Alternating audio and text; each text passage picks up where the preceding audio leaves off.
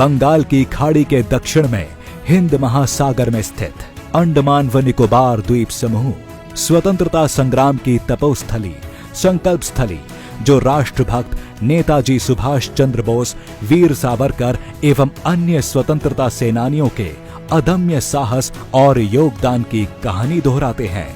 ये भारत की सामरिक सहयोग और समन्वय का प्रमुख केंद्र भी है।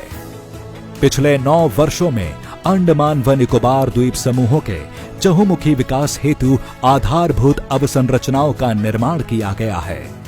हाई स्पीड इंटरनेट के लिए ऑप्टिकल फाइबर केबल कनेक्टिविटी, बंदरगाहों का विकास व विस्तार, बेहतर सड़क संपर्कता के लिए हाईवेज इत्यादि का निर्माण, ये सभी कदम यहाँ के लोगों के विकास और बेहतर भविष्य के लिए भारत सरकार की प्रतिबद्धता को दर्शाते हैं, जिससे भारत की विकास यात्रा में ये द्वीप समूह मजबूत भागीदार बनकर उभरे हैं।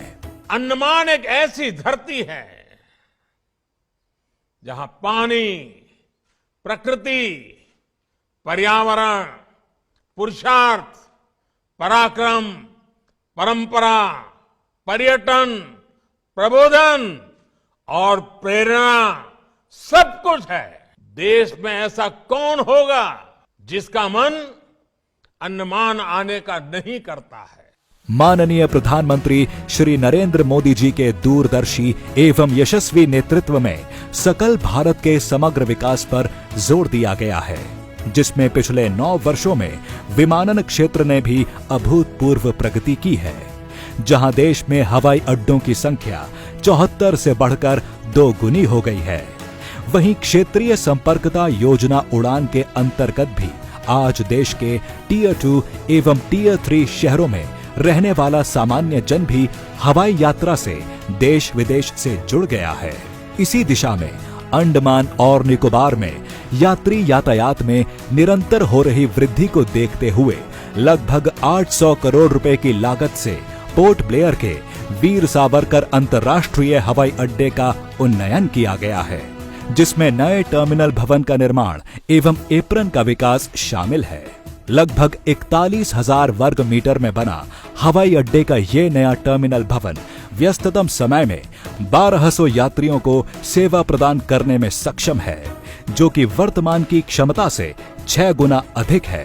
वह प्रतिवर्ष 50 लाख यात्रियों को सुविधाएं प्रदान करने में सक्षम है। इस टर्मिनल भवन को 3 तलों में बनाया गया है, जहां 28 check in counter, 3 passenger boarding bridge, 3 conveyor belts की सुविधाएं उपलब्ध हैं। साथ ही नए विकसित एप्रन से पोर्ट ब्लेयर हवाई अड्डे में अब 6 से बढ़कर 10 विमानों की पार्किंग की सुविधा होगी। भवन का अग्रभाग केबल नेट ग्लेजिंग के माध्यम से लगभग 4000 अलग अलग आकार के ग्लास पैनलों से मिलकर बना है, जिससे यह टर्मिनल प्राकृतिक रूप से प्रकाशित रहेगा। यहाँ के सुरम्य द्वीपों की समृद्ध जैव विविधता से प्रेरित पोर्ट ब्लेयर टर्मिनल भवन एक सीप के आकार की संरचना है, जो समुद्र और यहाँ के द्वीपों की सुंदरता को दर्शाती है।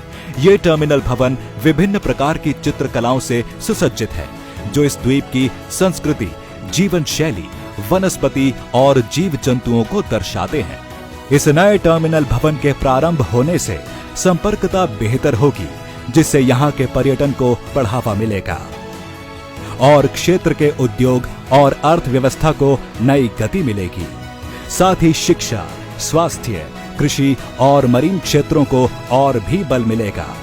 असीम संभावनाओं से भरे अंडमान निकोबार द्वीप समूहों के सर्वांगीण विकास की दिशा में पोर्ट ब्लेयर हवाई अड्डे का नया इंटीग्रेटेड टर्मिनल भवन एक अहम भूमिका निभाएगा।